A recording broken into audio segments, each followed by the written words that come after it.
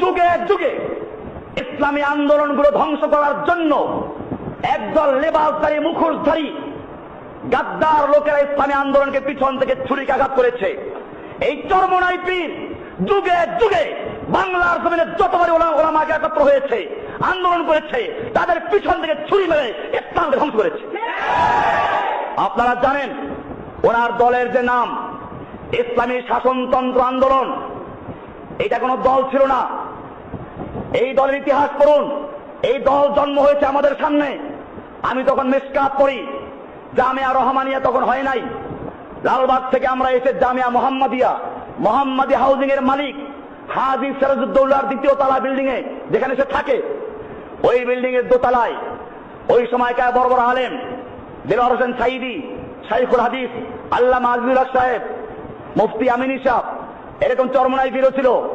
এরকম ভাবে আব্দুল গাফফার সাহেব ঢাকার একজন বড় আলেম ছিলেন, মারা গেছেন।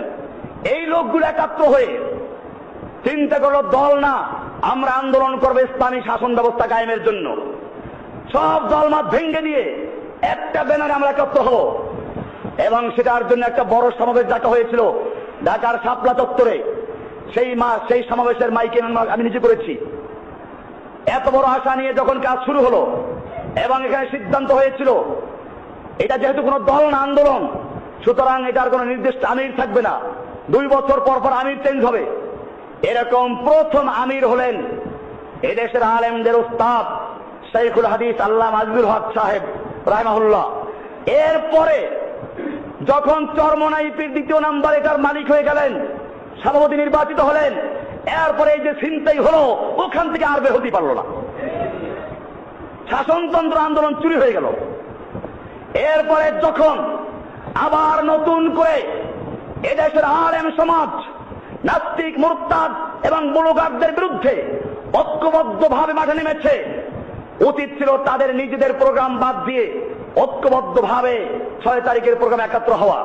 তারা করলো কি, সেই প্রোগ্রামের সাথে একটা রাজনৈতিক স্লোগান দিল, হ্যাঁ আমরা কিন্তু একমত আছি, কিন্তু তারা ইহুদি খ্রিস্টানদের সাথে আতাত করে নিজেরা তাদের ছত্র ছায়ায় একটা সম্মেলন করে উধাও হয়ে চলে গেছে, যাতে করে পরবর্তীতে যদি এই আলেমরা কোনো বিপদে পড়ে ওনারা যেন বিপদে না পড়েন। এই লোকগুলো সব জায়গায় থানায় থানায় আমার বিরুদ্ধে অভিযোগ করেছে আমি জঙ্গিবাদীদের লেজা। চরমোনাই পীরকে শিক্ষা নিতে হবে, মুরিদদেরকে জানতে হবে, যদি জিহাদের কথা বললে বলে জঙ্গিবাদী হয়, তাহলে সেজন্য আল্লাহ সুবহানাহু ওয়া তাআলা কোরআনের জিহাদের আয়াত নাযিল করেছেন, তুমি আল্লাহকে জঙ্গিবাদী বলছো।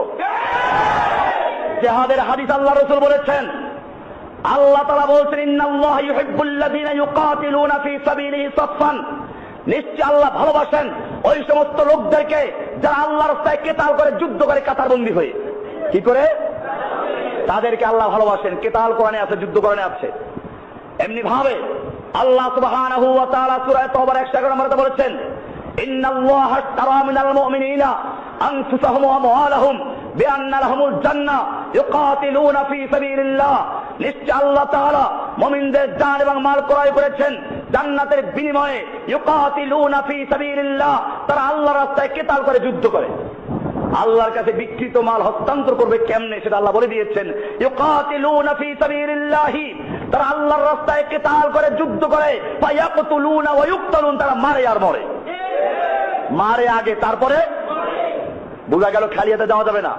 আল্লাহ পরিষ্কার বলেছেন ফায়াকতুলুনা ওয়া ইউকতালুনা, তারা মারে আর মরে। মারামারি আছে কিনা কোরআনে?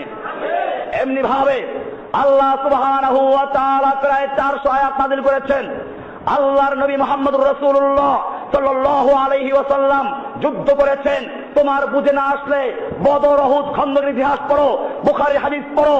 আল্লাহর নবী সাল্লাল্লাহু আলাইহি ওয়াসাল্লাম বলেছেন লাওয়াদিত্তু উক্তালা ফী সাবিলিল্লাহি সুম্মা উহিয়া সুম্মা উক্তাল সুম্মা উহিয়া সুম্মা উক্তাল, আমার মনে চায় আমি আল্লাহর রাস্তায় যুদ্ধ করি, আবার শহীদ হই, আবার যুদ্ধ করি, আবার শহীদ হই, আবার যুদ্ধ করি, আবার শহীদ হই। সুতরাং যদি কোরআনের কথা বলা, হাদিসের কথা বলা, জিহাদের কথা বলার কারণে জঙ্গিবাদী হয়, তাহলে ইনশাআল্লাহ আমি সে জঙ্গিবাদী হতে পারি, মৌলবাদী হতে পারি, কিন্তু যারা বিরোধিতা করে তারা আল্লাহর দুশমন, রাসূলের দুশমন।